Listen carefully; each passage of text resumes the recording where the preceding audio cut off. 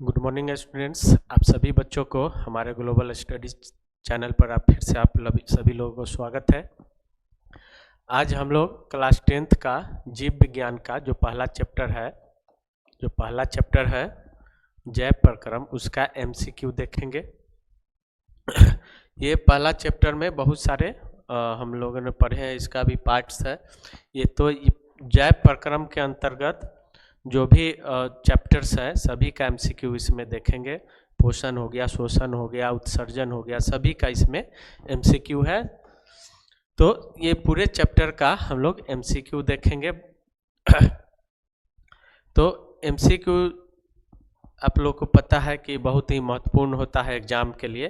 50% MCQ यानी objective पूछा जाता है और 50% सब्जेक्टिव पूछा जाता है, आंसर राइटिंग पूछा जाता है। तो बायोलॉजी का कुछ दीर्घोत्तरीय प्रश्न करा चुके हैं और इसके बाद दीर्घोत्तरीय और लघुत्तरीय भी आएगा आपके लिए। तब तक फिर अभी हम लोग एमसीक्यू ऑब्जेक्टिव देख रहे हैं। पहला चैप्टर जो जीव विज्ञान में है, जैव प्रक्रम में, इसके अंतर्गत बहुत सारे 3-4 टॉपिक्स है चैप्टर के रूप में है, जिसमें पोषण हो गया, उत्सर्जन है, उसके बाद श्वसन है। ये सब मिला करके बनता है जैव प्रक्रम। तो ये पहला चैप्टर का जो है एमसीक्यू आज हम लोग देखते हैं। तो पहला जो क्वेश्चन है आज का वो है, कौन सा एंजाइम इमल्सीकृत वसा का पाचन करता है। तब हम बताए थे जब क्लास लिए थे कि वसा का पाचन, वसा यानी जिसको हम फैट बोलते हैं, ये हमें फैट जो है सो हमें ऑयल से मिलता है, तेल से मिलता है, घी से मिलता है, उसके बाद जानवरों के चर्बी से मिलता है, जंतुओं के चर्बी में पाया जाता है। तो ये फैट का जो पाचन होता है हमारे शरीर में, वह किससे होता है, किसके द्वारा होता है, तो लाइपेज के द्वारा होता है। लाइपेज एक पाचक एंजाइम है हमारे बॉडी में, जो किसके पाचन में सहायक होता है, वसा के। तो याद रखना है, वसा के इमल्सीकृत वसा के पाचन में कौन सहायक होता है, लाइपेज। क्या होता है, लाइपेज। इमल्सीकृत वसा का पाचन में कौन सहायक होता है, तो होता है लाइपेज। एकदम याद रखना है, इमल्सीकृत वसा के पाचन में लाइपेज सहायता करती है। अगला क्वेश्चन है, सामान्य प्रकुंचन रक्त दाब होता है। प्रकुंचन मतलब जो हमारा हार्ट जो है पंप करता है। तो हमारे जो रक्त हृदय का यानी हार्ट का जो नॉर्मल जो वैल्यू होता है वो है, हम लोग 120 और 80 जानते हैं। ये हमारा नॉर्मल बीपी होता है एक स्वस्थ मनुष्य के शरीर का। और इसका जो सामान्य प्रकुंचन यानी रक्त दाब होता है वह है 120। पता है कितना है, 120 है। ये प्रकुंचन है और संकुचन जो है क्या हो जाएगा, 80 हो जाएगा। यानी ये प्रकुंचन अभी बताए हैं 120/80 हमारा नॉर्मल क्या होता है, नॉर्मल बीपी होता है, यानी ब्लड प्रेशर होता है। एक स्वस्थ व्यक्ति का कितना होता है ब्लड प्रेशर, 120/80। अगला क्वेश्चन है, पत्तियों में प्रकाश संश्लेषण द्वारा बना भोजन पादप के अन्य भागों में किसके द्वारा भेजा जाता है। तो भी क्लास के दौरान हम लोगों ने चर्चा किया था कि पत्तियों के सभी भागों तक जल का जो परिवहन होता है पहुंचाया जाता है, और जाइलम उत्तक के द्वारा होता है। और भोज्य पदार्थों का जो परिवहन होता है यानी पौधों के विभिन्न भागों तक पहुंचाया जाता है, वह किसके द्वारा आता है, तो फ्लोएम उत्तक के द्वारा होगा। तो यहाँ किसका बात हो रहा है, भोजन का। तो भोजन किसके द्वारा होगा, तो ये है फ्लोएम उत्तक द्वारा। और जाइलम द्वारा क्या होगा, जल का परिवहन का मतलब होता है एक स्थान से दूसरे स्थान तक ले जाना। परिवहन मतलब एक स्थान से दूसरे स्थान तक ले जाना। तो पौधों में जल का जो परिवहन होता है, यानी जड़ से जब जमीन, मिट्टी से जब जरीर जल को अवशोषित करता है तो वो पौधों के विभिन्न भागों तक पहुंचाती है। तो किसके द्वारा? जाइलम उत्तक के द्वारा। और भोज्य पदार्थों का जो परिवहन होता है वह फ्लोएम उत्तक के द्वारा।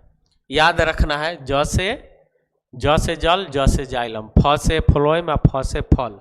फल भी एक प्रकार का क्या है? खाद्य पदार्थ है, तो इससे याद रखेंगे।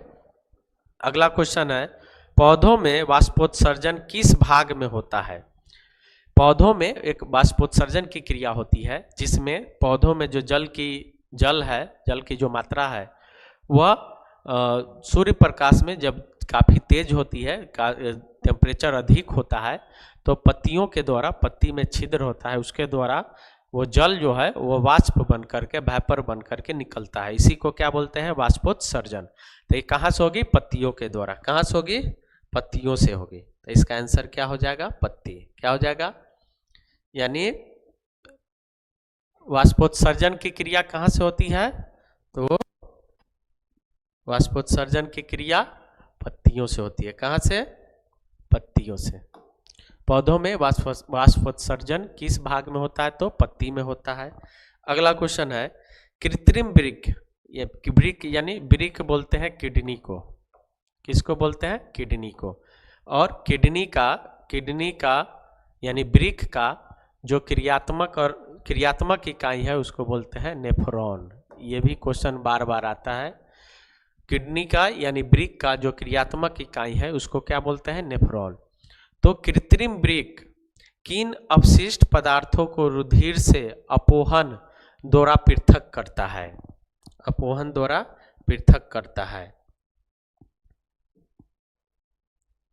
तो ये जो वृक्क है यानी जो हमारा किडनी है, हमारे शरीर में जो किडनी है, वो शरीर में जो अपशिष्ट पदार्थ यूरिया के रूप में जो होता है, जो जहरीला पदार्थ होता है हमारे शरीर में, यूरिन के द्वारा उसको शरीर से बाहर निकालता है। तो यहाँ पे यूरिया जो है किसका रूप होता है? नाइट्रोजन का। यानी ये जो है नाइट्रोजनी पदार्थ, जो अपशिष्ट पदार्थ हमारे शरीर में, हमारे बॉडी में बनता है, उसको यूरिन के द्वारा यानी हमारे मूत्र में मिला करके उसको शरीर से बाहर निकालता है। यानी ये कौन सा अपशिष्ट पदार्थ रुधिर से निकालता है? रुधिर मतलब ब्लड यानी रक्त, खून। किसको निकालता है? तो नाइट्रोजनी अपशिष्ट पदार्थ को। इसको यूरिया भी बोला जाता है। यूरिया भी बोला जाता है। ठीक है, तो ये नाइट्रोजनी पदार्थ होता है यूरिया, जो विषैला होता है। अगर बॉडी में रह जाएगा तो हमारे बॉडी को हानि पहुंचेगा, बीमार कर देगा। तो इससे बचाने के लिए जो वृक्क है, हमारा किडनी है, उसे ब्लड से छान करके शरीर से बाहर निकालता है। इसे उत्सर्जन भी बोलते हैं, उत्सर्जन क्रिया द्वारा। अगला है, निम्नलिखित में से कौन उभयलिंगी जंतु है? उभयलिंगी का मतलब होता है ऐसा जीव जंतु जिसमें एक ही शरीर में नर और मादा का दोनों गुण हो। यानी उसे प्रजनन के लिए जो भी उसका जो बनावट है वो कहीं शरीर में नर भी है और मादा का भी अंग है। यानी वह प्रजनन सिर्फ एक ही बॉडी से वह कर सकता है, और अन्य जीवों में ऐसा नहीं है। उसमें नर और मादा शरीर जो है, अंग है, वो अलग अलग शरीर में होता है, पुरुष और महिला के रूप में। जबकि ये जो उभयलिंगी जंतु होते हैं वो एक ही शरीर में नर और मादा दोनों अंग पाए जाते हैं प्रजनन के लिए। तो ये केचुआ जो है, केचुआ जिसे हम लोग गाँव में चेरा भी बोलते हैं, है ना, चेरा या केचुआ, वो जो है उभयलिंगी है और इसके एक ही शरीर में नर और मादा दोनों अंग प्रजनन के लिए पाए जाते हैं। तो उभयलिंगी जंतु कौन हो गया यहाँ पे? केचुआ। कौन हो गया? केचुआ। अगला क्वेश्चन है, प्रकृति में ऑक्सीजन का संतुलन कैसे बना रहता है? तो बच्चे से हम लोग पढ़ते आ रहे हैं कि ऑक्सीजन का संतुलन जो है वह किसके द्वारा हो रहा है? प्रकाश संश्लेषण के द्वारा। किसके द्वारा? प्रकाश संश्लेषण के द्वारा। इस क्रिया में पौधे जो है वायुमंडल से क्या लेते हैं, CO2 लेते हैं और उसको अपना भोजन बना करके प्रकाश संश्लेषण के क्रिया द्वारा अपना भोजन बनाते हैं स्वयं, और जो उत्पाद बनता है उसमें एक ऑक्सीजन भी बनता है जिसे वो वायुमंडल में छोड़ देते हैं, और उसी ऑक्सीजन का उपयोग हम जंतु करते हैं श्वसन में, फिर हम श्वसन लेकर के फिर उसको CO2 के रूप में वापस छोड़ते हैं, फिर वो पेड़ पौधे लेते हैं। इस तरह से ये जो है सर्कल चलते रहता है, और इसी के द्वारा प्रकृति में ऑक्सीजन का संतुलन बना रहता है। चलिए अब अगला क्वेश्चन है मानव हृदय का औसत प्रकुंचन दाब है लगभग। तो ये बताए हैं कि एक स्वस्थ शरीर में, यानी एक स्वस्थ व्यक्ति का जो प्रेशर होता है, ब्लड प्रेशर होता है, जो ब्लड प्रेशर होता है वो कितना होता है, 120/80 होता है। एक स्वस्थ मनुष्य का ब्लड प्रेशर 120/80 होता है, तो हमारा ऑप्शन हो जाएगा सी आंसर। उसके बाद है पौधों में श्वसन क्रिया के अंतर्गत ATP, ये ATP होगा, टाइपिंग मिस्टेक है, ATP के टूटने से कितनी ऊर्जा मुक्त होती है, ATP के टूटने से कितनी ऊर्जा मुक्त होती है, तो है 3.5 किलो जूल प्रति मोल। कितना होता है, ऑप्शन सी हो जाएगा 3.5 किलो जूल प्रति मोल। इसको क्या पढ़ेंगे, किलो जूल प्रति मोल। अगला क्वेश्चन जो है वह हाइड्रा में प्रजनन किस विधि से होता है। हाइड्रा में प्रजनन किस विधि से होता है, तो हाइड्रा में जो प्रजनन होता है और मुकुलन से होता है। कौन से विधि से, मुकुलन विधि से होता है, तो ऑप्शन बी हो जाएगा हमारा आंसर। हाइड्रा का इस प्रकार का पौधा होता है, और ये जो है हाइड्रा इस प्रकार का होता है। इसमें जो प्रजनन होता है उसके जड़ से एक फिर से उभार निकलता है, और यही उभार फिर धीरे धीरे बड़ा होकर के एक मुकुलन निकलता है, और ये मुकुल जो है यही बड़ा होते होते एक वयस्क हाइड्रा में बदल जाता है, एक वयस्क हाइड्रा में बदल जाता है। और ये अपने जो पूर्वज है, यानी जो जिससे इसका जन्म हुआ है, उससे बाद में क्या होता है, अलग होकर के स्वतंत्र जो है जीवन जीता है। इस तरह से हाइड्रा में कौन सा प्रजनन होता है, तो मुकुलन। कौन सा, मुकुलन प्रजनन होता है। अगला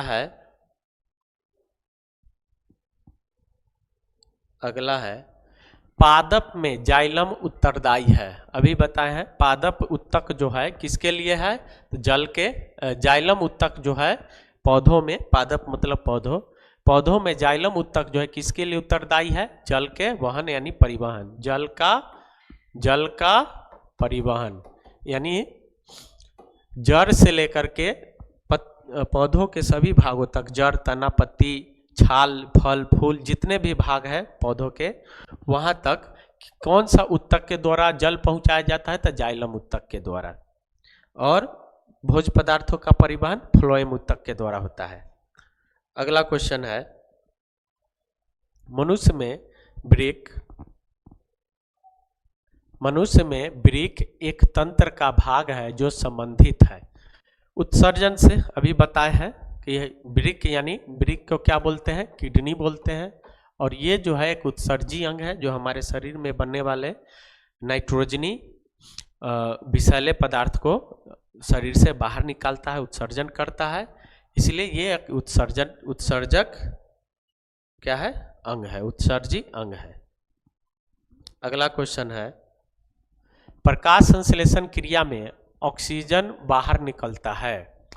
ऑक्सीजन बाहर निकलता है, कहाँ से निकलता है, तो ये जल से। जो प्रकाश संश्लेषण में क्या क्या लेता है, CO2 लेता है, पौधा जो है CO2 लेता है वायुमंडल से, और जल लेता है मिट्टी से, जड़ के द्वारा, और किसकी सहायता, तो सूर्य प्रकाश की सहायता से, सूर्य प्रकाश की उपस्थिति में क्या बनाता है, और जल में खनिज लवण भी पाया जाता है, तो ये अपना भोजन बनाता है, कार्बोहाइड्रेट का निर्माण करता है, कार्बोहाइड्रेट का निर्माण करता है। और ये जो जल में जो ऑक्सीजन है, ये किस में टूट जाता है? जो जल का जल जो हाइड्रोजन ऑक्सीजन से बना है, तो इसका जो ऑक्सीजन है वो टूट करके ऑक्सीजन गैस बनाती है, जो फिर वायुमंडल में इसको पौधों के द्वारा छोड़ दिया जाता है। तो ये जो ऑक्सीजन जो बनता है प्रकाश संश्लेषण की क्रिया द्वारा, वह जल से ही वह टूट करके बनता है। अगला क्वेश्चन है, मैग्नीशियम पाया जाता है, मैग्नीशियम पाया जाता है। मैग्नीशियम किस में पाया जाता है? तो मैग्नीशियम जो है वह क्लोरोफिल में पाया जाता है। सभी लोग को पता है क्लोरोफिल जो है, क्लोरोफिल पौधों के पत्तियों में पाया जाता है, क्लोरोफिल पौधों के पत्तियों में पाया जाता है। और ये मैग्नीशियम जो है इसे हरा रंग प्रदान करता है। क्या करता है? हरा रंग प्रदान करता है। और बिना मैग्नीशियम के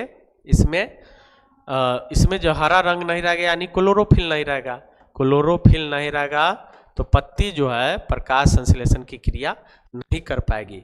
और ये इसके निर्माण में मैग्नीशियम जो है महत्वपूर्ण भूमिका निभाता है। इसका ये जो तत्व है, यानी ऐसे भी पूछेगा कि क्लोरोफिल में मुख्य रूप से कौन सा तत्व पाया जाता है, तो बोल सकते हैं कौन सी? मैग्नीशियम। क्या पाया जाता है? मैग्नीशियम। तो मैग्नीशियम पाया जाता है क्लोरोफिल में, और क्लोरोफिल जो है मैग्नीशियम उसमें क्या पाया जाता है? मैग्नीशियम पाया जाता है, जो पत्तियों को क्या करता है? हरा रंग प्रदान करता है।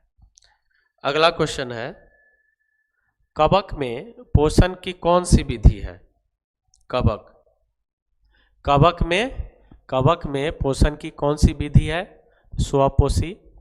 स्वपोषी जो है, स्वपोषी कौन है? वो खुद से अपना भोजन बनाता है, पौधे हैं। स्वपोषी कौन है? पौधा है, पेड़ पौधा है। मृतजीवी यानी यही है, यानी कवक जो है मृतजीवी पोषण करता है। यह सड़े गले मृत पदार्थों पर यह पनपता है। और कवक का उदाहरण हम लोग गोबर छत्ता या मशरूम कह सकते हैं। कवक क्या है? कवक जो है एक पौधा होता है, गोबर छत्ता जिसको बोलते हैं, या मशरूम जो हम लोग सब्जी वगैरह खाते हैं, वो भी किसका उदाहरण है? कवक का ही उदाहरण है। तो ये जो है मृत जीवी है। और आप लोग जानते हैं मशरूम उगाने के लिए भूसी वगैरह जो उत्पादन करते हैं मशरूम का फैक्ट्रियों में, वो सड़े गले भूसी पर ही उसका बीजारोपण करते हैं, तभी उस सड़े गले पदार्थों पर ही क्या करता है? वो फलता बढ़ता है, और वो वहाँ पे अपना मशरूम जो है अपना वृद्धि करता है। यानी ये कवक का ही क्या है? रूप है, कवक ही है। तो कवक में मृतजीवी पोषण होता है। स्वपोषी कौन होता है? पौधा होता है, पेड़ पौधा होता है।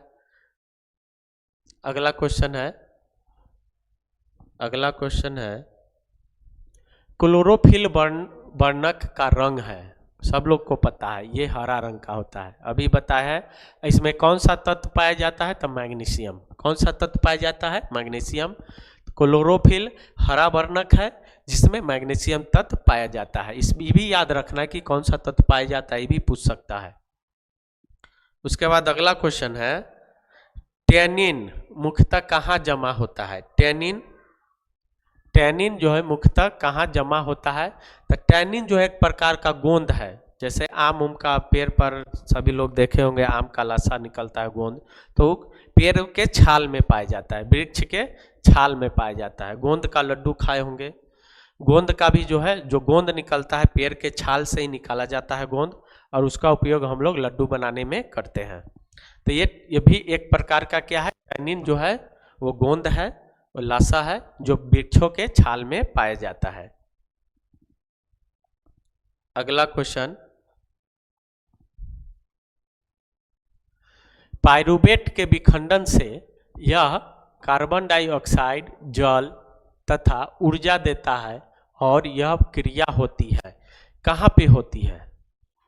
ये माइटोकॉन्ड्रिया में होती है। कहाँ होती है? माइटोकॉन्ड्रिया। जब पढ़े होंगे कोशिका के बारे में, तो कोशिका में ही क्या पाया जाता है, एक बहुत ही इंपॉर्टेंट अंग पाया जाता है जिसको बोलते हैं माइटोकॉन्ड्रिया। और माइटोकॉन्ड्रिया में ही वास्तव में क्या होता है, कोशिकीय श्वसन होता है। क्या होता है, कोशिकीय श्वसन। कोशिकीय श्वसन माइटोकॉन्ड्रिया में ही होता है और इसी में जो हम भोज्य पदार्थ खाते हैं उससे जो पोषक तत्व पाया जाता है वह इसी माइटोकॉन्ड्रिया में आता है। यह कोशिका है, कोशिका का एक अंग है और यहीं पे कोशिकीय दहन होता है। जो हम सांस लेते हैं उससे क्या होता है, ऑक्सीजन हमारे शरीर में पहुंचता है, प्रत्येक कोशिका तक पहुंचती है और कोशिका के कहाँ पहुंचती है, माइटोकॉन्ड्रिया में। और यहीं पे कौन सा क्रिया होती है, कोशिकीय श्वसन होती है। इसे कोशिकीय दहन भी बोलते हैं।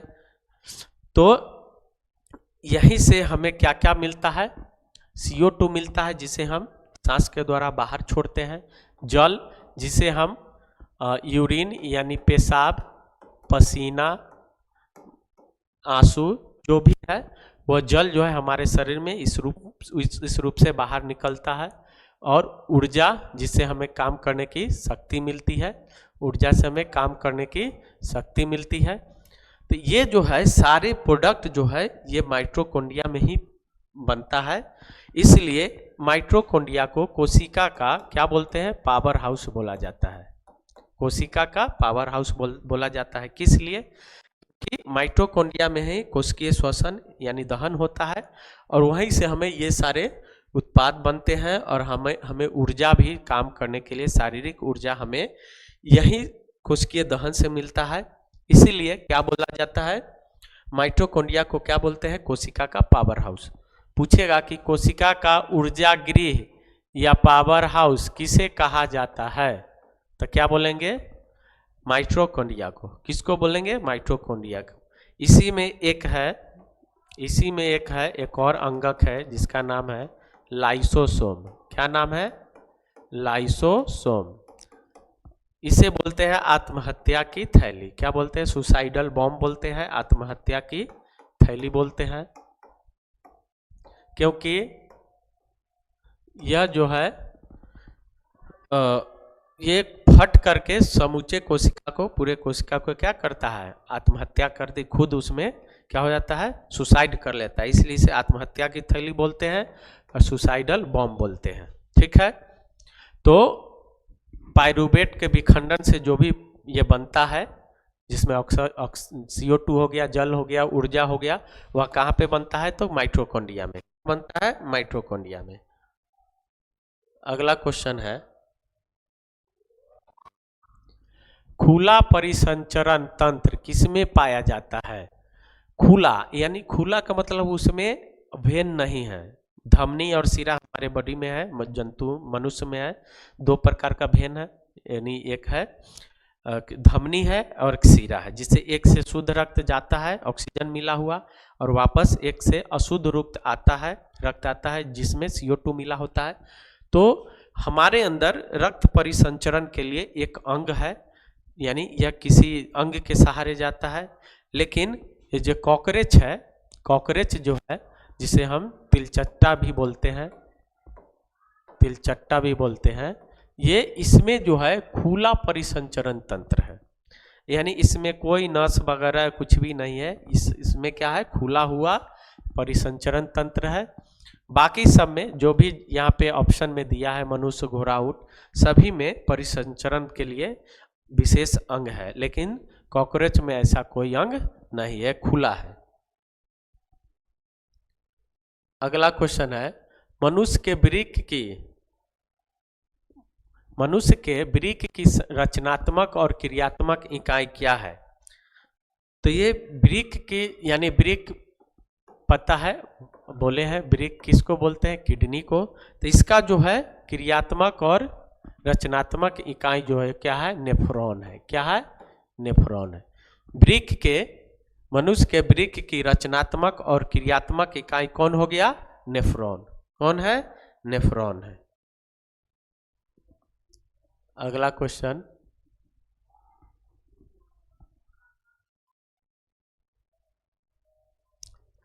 और यहाँ पे जो आप लोग देख रहे हैं ये आंसर में इसी को वृक्क नलिका को ही क्या बोलते हैं? नेफ्रॉन बोलते हैं।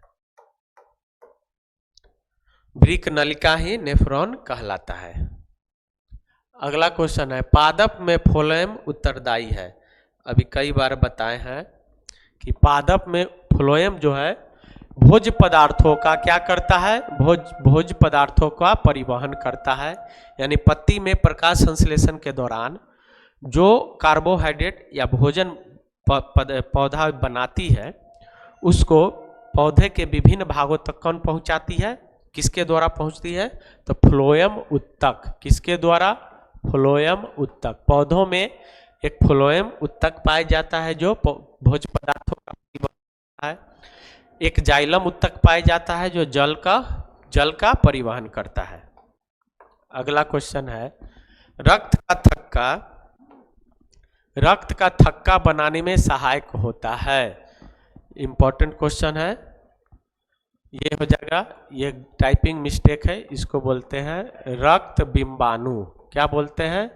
रक्त बिंबाणु।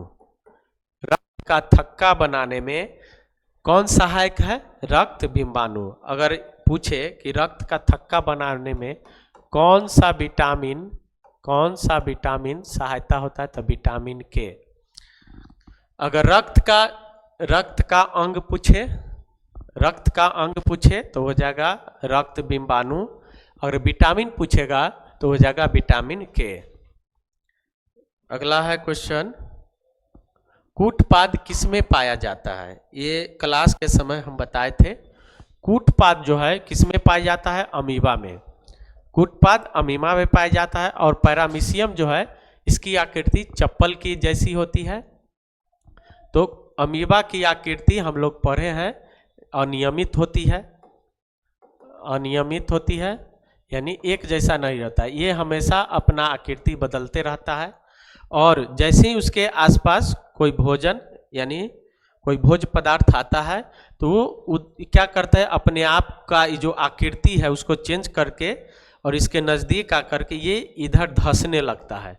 और इसको अंदर करते हुए जब अंदर चला जाता है तो इधर से ये क्या करता है? ब्लॉक कर देता है। और इस प्रकार ये जो भोज्य पदार्थ है उसका वो अंदर चला जाता है, जहाँ पे इसका पाचन करके अपना पोषण करता है। ये हम क्लास में बताए थे। तो ये अमीबा में ही क्या पाया जाता है? कूटपाद। ये जो निकला भाग है इसी को बोलते हैं कूटपाद। इसी से अमीबा भोजन को पकड़ता है और गति करता है। चलिए अगला क्वेश्चन, मानव में डायलिसिस थैली है। डायलिसिस कहाँ होता है? डायलिसिस जैसी होगा तो किससे जुड़ा होगा? वृक्क से। वृक्क यानी किडनी। और अभी बताए हैं वृक्क का क्रियात्मक इकाई कौन होता है? नेफ्रॉन। तो डायलिसिस क्रिया जो है नेफ्रॉन के द्वारा होती है, जो शरीर से नाइट्रोजनी जो पदार्थ होता है जिसे यूरिया बोलते हैं। नाइट्रोजनी पदार्थ जिसे क्या बोलते हैं? यूरिया। ये शरीर में सभी मनुष्य के शरीर में जंतुओं में बनता है और इसे छान करके रक्त से छान करके क्या करता है? यूरिन के द्वारा इसे बाहर निकालती है। क्योंकि यह क्या है? जहरीला है। क्या है? जहरीला पदार्थ है। अगर ये शरीर में रह जाएगा तो ये हमें समस्या पैदा करेगा, हमें बीमार कर देगा। चलिए अगला क्वेश्चन है, भोजन का पाचन किस प्रकार की अभिक्रिया है? तो भोजन का पाचन जो है उपचयन है, यानी ऑक्सीकरण है। क्या है? उपचयन यानी ऑक्सीकरण है। क्यों? क्योंकि हम क्या लेते हैं? हम श्वसन में ऑक्सीजन लेते हैं, वही जाकर के अभी बताए हैं कि कोशिका में पहुंचती है। और कोशिका में माइटोकॉन्ड्रिया होता है। और माइटोकॉन्ड्रिया में ही क्या होता है? ये ऑक्सीकरण, पाचन की क्रिया होता है, ऑक्सीकरण होता है, जहाँ से हमें ऊर्जा प्राप्त होता है। इसलिए माइटोकॉन्ड्रिया को क्या बोलते हैं? कोशिका का पावर हाउस बोलते हैं। इसलिए ये भोजन का पाचन एक ऑक्सीकरण अभिक्रिया है जिसे उपचयन भी बोला जाता है। चलिए अगला क्वेश्चन है, मनुष्य के दांत की सबसे ऊपरी परत मनुष्य के दांत की सबसे ऊपरी परत क्या कहलाता है? तो इनामेल है। कौन है? इनामेल है। ये सफ़ेद, ये जो है सफ़ेद रंग का होता है, हल्का हल्का सफ़ेद और हल्का सा भूरे टाइप का, और ये सबसे मजबूत है। मानव शरीर का सबसे कठोर भाग होता है जो दांत को क्या करता है? दांतों की रक्षा करता है। तो मनुष्य के दांत का सबसे ऊपरी परत क्या है? इनामेल है। अगला क्वेश्चन, ग्लूकोज कितने कार्बन से बना हुआ है? तो सबसे पहले ग्लूकोज का देखते हैं, C6H12O6। ये ग्लूकोज का रासायनिक सूत्र है। तो इसमें देखते हैं ग्लूकोज में क्या पूछ रहा है कि कितने कार्बन से बना है। तो कार्बन ये है, देखिए कै गो है? 6 है। तो क्या हो जाएगा? 6 कार्बन से बना है, और हाइड्रोजन 12 है, ऑक्सीजन 6 है। यानी ग्लूकोज कितने कार्बन से बना हुआ है? 6 कार्बन से बना हुआ है। अगला है डायलिसिस। डायलिसिस मशीन किस तरह कार्य करता है? तो डायलिसिस एक मशीन है जो किडनी रोगों के लिए उपयोग में लाई जाती है। यह कृत्रिम वृक्क की तरह कार्य करती है, जो हमारे रक्त से हानिकारक पदार्थों को उत्सर्जित, जो यूरिया होता है, जो नाइट्रोजनी पदार्थ है, उसको क्या करता है? रक्त से छान करके बाहर निकालती है यूरिन के रूप में, यानी मूत्र के रूप में शरीर से बाहर निकलता है। तो ये डायलिसिस मशीन जो है किसके तरह कार्य करता है? कृत्रिम वृक्क की तरह, वृक्क यानी किडनी की तरह। अगला क्वेश्चन है, मनुष्य के आहार नाल की लंबाई।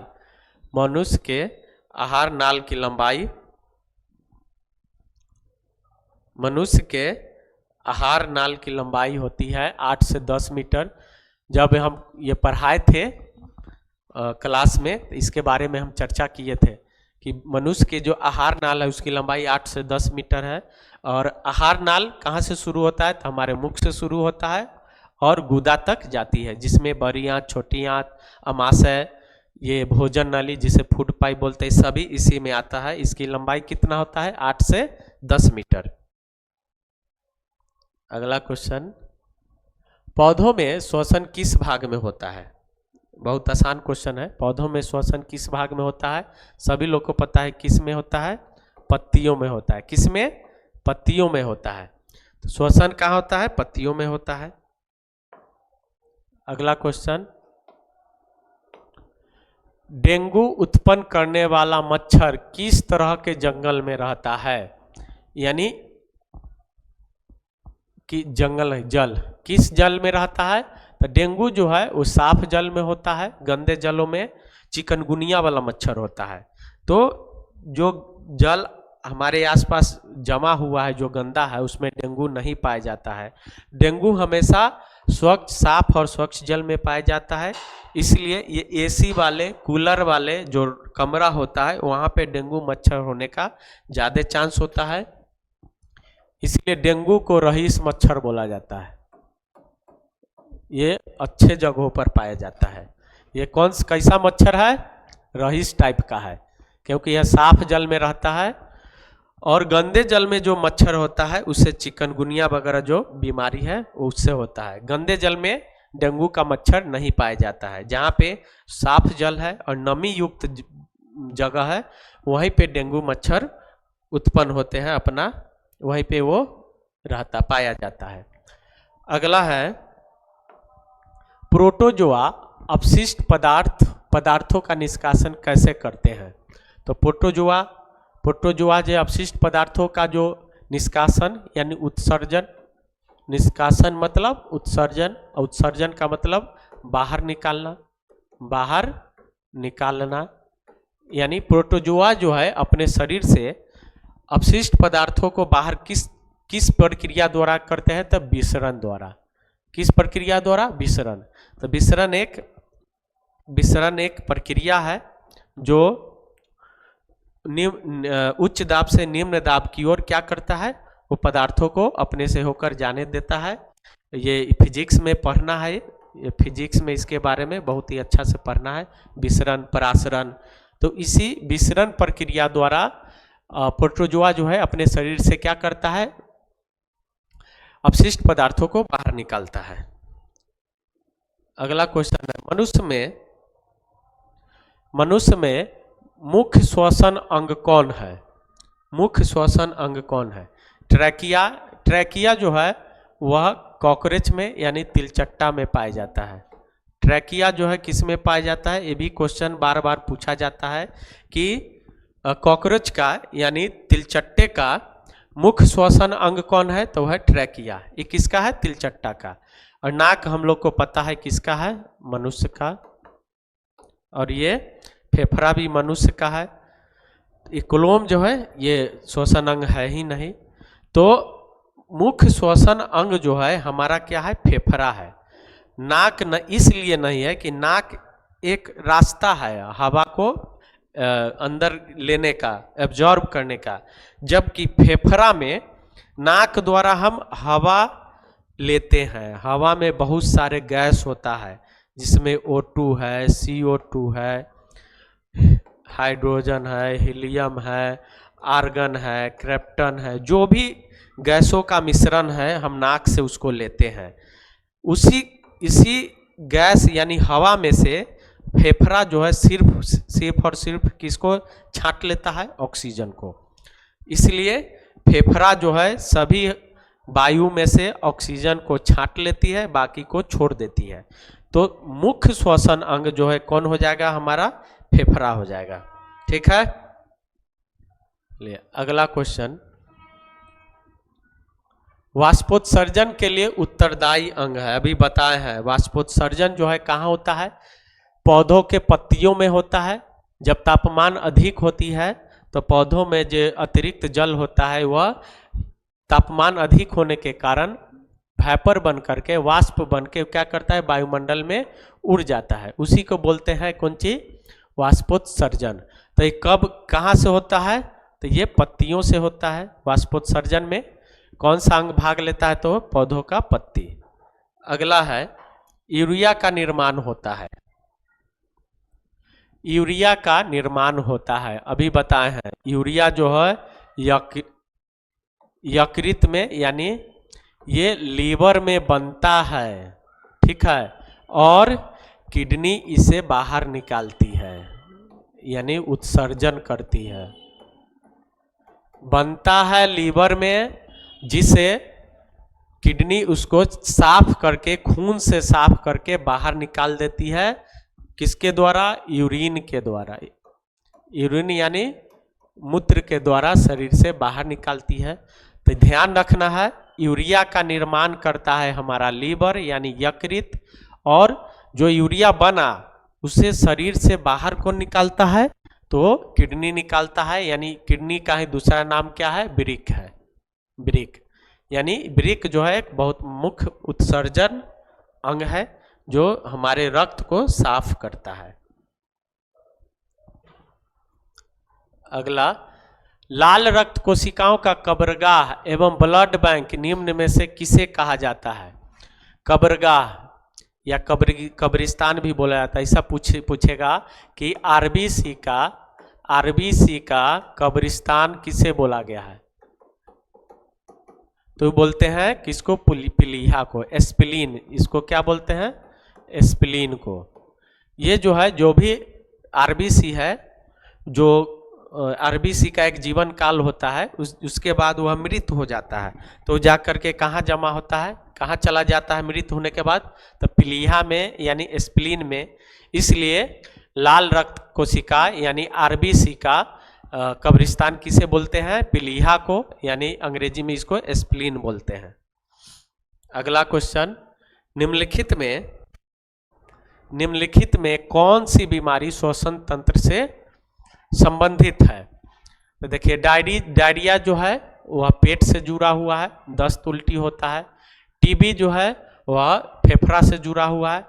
निमोनिया जो है ये भी फेफड़ा से जुड़ा हुआ है। निमोनिया और टीबी, ट्यूबरलिकोसिस जिसको बोलते हैं, ये दोनों ही फेफड़ा से जुड़ा हुआ है। और फेफड़ा हमारा क्या है? श्वसन तंत्र है, सभी लोग को पता है। मनुष्य का मुख्य श्वसन अंग कौन है?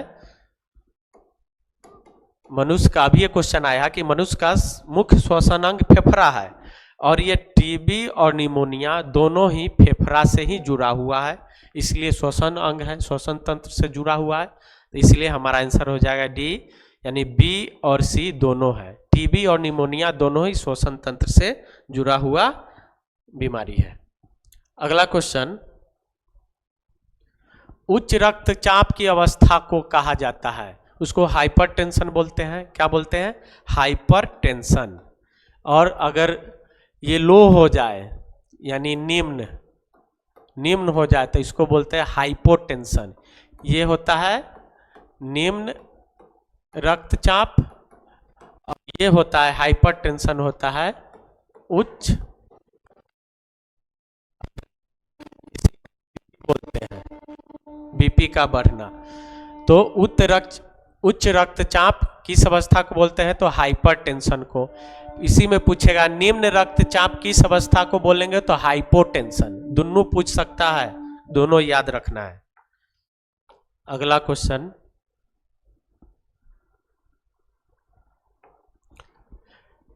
शरीर की सबसे बड़ी ग्रंथि है, सबसे बड़ी ग्रंथि है वो है, शरीर की सबसे बड़ी ग्रंथि जो है, सबसे बड़ी ग्रंथि अमाशय है। अमाशय एक प्रकार का ये भी ग्रंथि है, और ये जो है इसमें से बहुत सारे पाचक एंजाइम निकलते हैं, जिसमें HCl है, एमाइलेज है, जो भी पाचक एंजाइम निकलता है, पाचक एंजाइम, वह अमाशय से निकलता है। और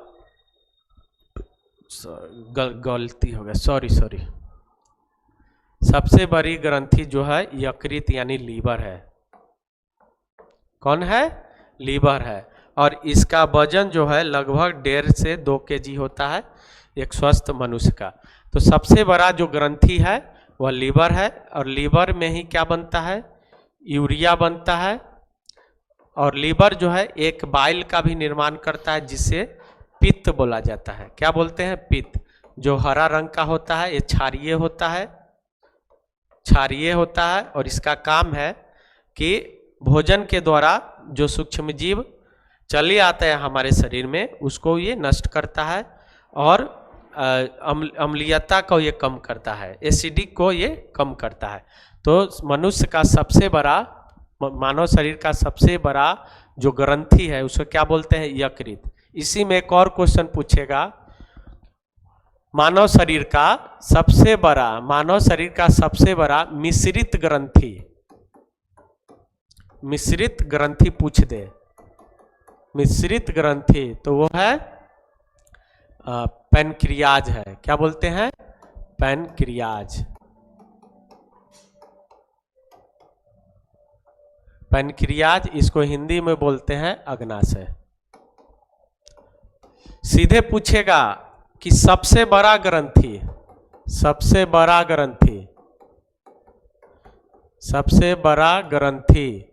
तो हो जाएगा लीवर यानी यकृत। और सबसे बड़ा मिश्रित ग्रंथि पूछेगा तो हो जाएगा पैंक्रियाज यानी अग्नाशय। और इसी अग्नाशय से यानी पैंक्रियाज से इंसुलिन निकलता है, जो डायबिटीज यानी मधुमेह जिसे हो जाता है, ये इसी इंसुलिन की कमी हो जाती है, जिसके कारण चीनी का यानी शुगर का पाचन नहीं होता है, और मनुष्य को क्या हो जाता है? मधुमेह नामक रोग हो जाता है। और ये इंसुलिन जो है वह अग्नाशय के बीटा कोशिका से निकलता है। कौन से कोशिका से? बीटा कोशिका से ये निकलता है, जो शरीर में अतिरिक्त जो ग्लूकोज है यानी चीनी है उसको क्या करता है? पाचन करता है। और अगर ये इंसुलिन अग्नाशय से सही मात्रा में न निकले तो उस मनुष्य को मधुमेह नामक रोग हो जाता है, जिसे डायबिटीज बोलते हैं। तो सबसे बड़ा मिश्रित ग्रंथि अग्नाशय है, और सबसे बड़ा ग्रंथि तो लीवर है। सब दोनों बात याद रखना है। चलिए अगला क्वेश्चन है, प्रकाश संश्लेषण की इकाई है। तो प्रकाश संश्लेषण का इकाई का मतलब ये कहाँ पे होता है? तो ये क्लोरोफिल में होता है, और क्लोरोफिल पौधों के पत्तियों में होता है। और अभी बताए हैं क्लोरोफिल में कौन सा तत्व होता है, तो मैग्नीशियम होता है, जो पौधों पत्तियों को क्या करता है, हरा रंग प्रदान करता है। अगला क्वेश्चन, गोबर छत्ता किसके अंतर्गत आता है, अभी तुरंत बताए हैं।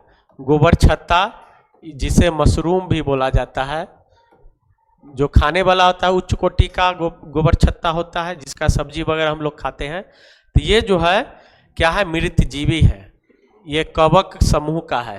ये क्या है, मशरूम भी क्या है, कवक समूह का है। जिस गोबर छत्ता भी है कवक समूह का, जो कौन सा किसके अंतर्गत आता है, तो मृतजीवी के अंतर्गत आता है। यह सड़े गले पदार्थों पर यह पनपता है, अपना जीवन यापन करता है। चलिए अगला क्वेश्चन, प्रोटीन का पाचन होता है। प्रोटीन का पाचन कहाँ होता है, अमाशय में होता है। और प्रोटीन का सोर्स क्या क्या है, दूध है, दाल है, मूंगफली है, अंडा है, मांस है, मछली है। इस सब में क्या पाया जाता है, सोयाबीन है। ये सब किसका स्रोत है, प्रोटीन का स्रोत है। और प्रोटीन को क्या बोला जाता है, शरीर निर्माता। क्या बोला जाता है, शरीर निर्माता बोला जाता है। इसके बिना हमारा शरीर विकास नहीं कर पाएगा। तो प्रोटीन का पाचन होता कहाँ है, तो अमाशय में होता है। कहाँ होता है, अमाशय में होता है। अगला क्वेश्चन, मनुष्य के मुख गुहा में कितने जोड़े लार ग्रंथियां पाई जाती है। मनुष्य के मुख गुहा में कितना जोड़ा, तो 3 जोड़ा लार ग्रंथि पाई जाती है, जो भोजन करने के साथ ही हमारे भोजन में मिल करके क्या करता है, भोजन का पाचन शुरू होता है। पूछा जाता है कि भोजन का पाचन कहाँ से शुरू होती है, कई बार पूछा हुआ है। तो कहाँ से, मुख से शुरू होता है। जैसे ही हम भोजन चबाना शुरू करते हैं तो भोजन का पाचन मुंह से ही शुरू हो जाता है। अगला क्वेश्चन, फेफड़ा का आकार होता है। तो फेफड़ा का आकार जो है शंकु के आकार का होता है। किस आकार का, हमारे दोनों तरफ दायां और बायां जो है क्या होता है, शंकु के आकार का फेफड़ा होता है। कैसा होता है, शंकु के आकार का होता है। अगला